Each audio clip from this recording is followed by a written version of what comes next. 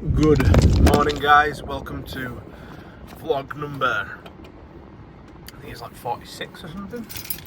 Hopefully I got that right. For the first time in a while I got it right, 5. The time is 12 minutes past 8 in the morning. And believe it or not, I've already trained. So I've trained, push, and I've done my cardio. First time training early in a while. We started training at 6:45 this morning. Kept the session to 1 hour, which did limit overall volume of the session. So I did a little bit less than I wanted to in terms of volume, but the quality there, performance was there, numbers wise. Great pump, body felt good. Lower back still aching from leg session on Saturday / flying on Friday. But overall, that was a very good session, what we just had there. One thing that I know that a lot of people struggle with when they transition over to like an early morning session, or they transition to an early morning session, is what do they do with the food?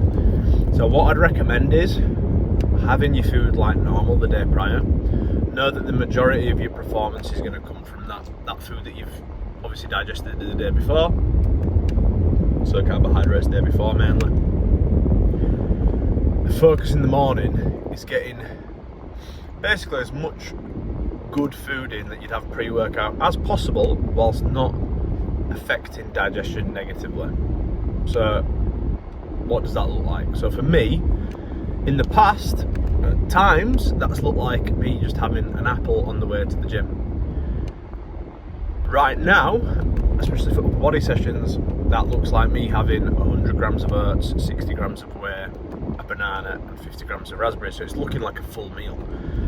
Now for you that might be slightly different, and what you'll probably find is you'll probably be able to eat more than what you think you can eat, as long as it's food that digests well. So if you're eating basically fuckery, bullshit in the morning, you might find that it doesn't digest as well, so you can't get as much calories in before you train.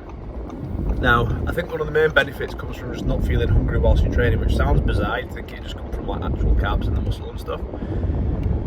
But that's what the research, from my understanding, sort of suggests. So I'd make sure, and obviously research does have some validating guys as well, and obviously anecdotally too, like just from speaking to my brother, speaking to other people that train and doing it myself, having a lot of clients do it, a fuckload of clients do it in the past and currently.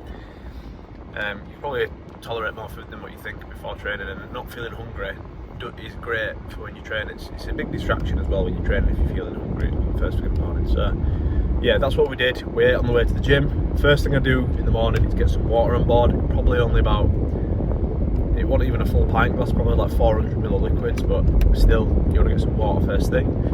I actually drank a Monster on the way to the gym. Full poverty zone. Well, not full poverty zone. It's the regular brand Monster, but it was in the whoopsie aisle, the bargain aisle. So we had that on the way in this morning. It's been sat in the fridge for ages. Obviously had that pre-workout meal. I took Bruce out for a walk this morning as well, so I got some movement in first thing. Just a short walk to basically went down to the school and back up. Like a 15-minute walk. So yeah, I was prepped, ready for the gym. Caffeine, calories, hydrated, salt in my meals, ready to fucking rock and roll. Session was good, an hour long, 20 minutes cardio boxed off, 300 calories on the Apple Watch, slightly over actually, because I was there working, I was responding to clients whilst I was doing that. Just used the cross trainer this morning. And then now we've got us chicken and rice for the way home. So this is obviously training day, higher calories. My meal one, and this is another thing people usually ask, is like if you've got like a meal plan, it's like my meal one's like eggs, meal, and then like usually it's pre-workout meal, or you know I have my meals and then it's pre-workout meal later on, and then post-workout after the gym. Basically, pre-workout and post-workout meals always stays as pre-workout and post-workout, and then all you do is just move the other meals around. So like my breakfast meal, my eggs, so I'll have 5 eggs and 100 grams of rice or 80 grams of carbs from like toast if I want to. That will now become my third meal of the day, so that'll be my next meal after I've had this chicken and rice, so in a few hours, okay? Probably after I've done my check-ins. So yeah, we're going to see how we roll with this early morning training for a bit, see if I feel like I'm more productive, see if I can get more done in the day. I know the performance was good on the first session, it's all just about going to bed early as well, like that is the key. But yeah, I'll I'll keep you in the loop of how we get on with that, and I'll probably show you a little bit more today. Let's get it.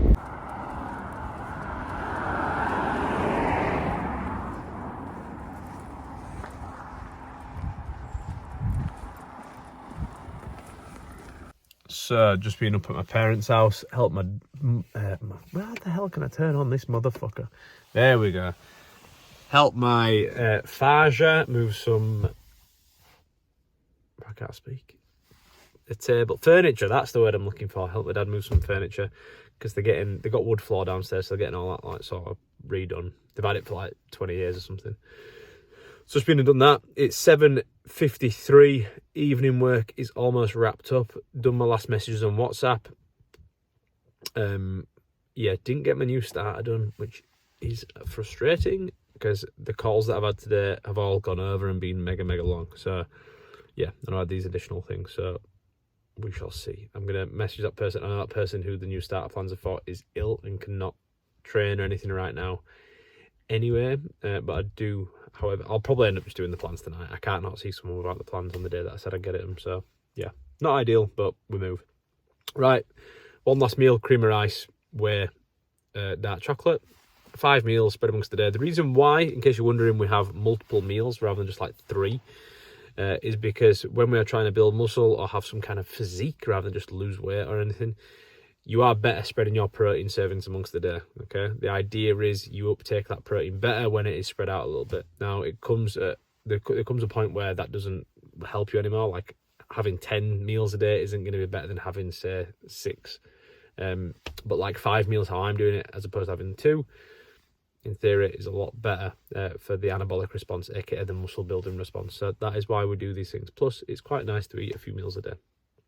However, if you are someone that does intermittent fasting, you like to have 2 servings a day or 1 serving a day of food, the research seems to suggest like you can still build muscle, you can still get results. However, I do not believe personally it is as optimal as that spreading that stuff out. So pick and choose what works best for you is what I'd say. And if you can, I'd go on the side of slightly more meals than slightly less, with a top end at 6. Okay. Any questions about any of that, guys? Give me a shout. I'll see you soon.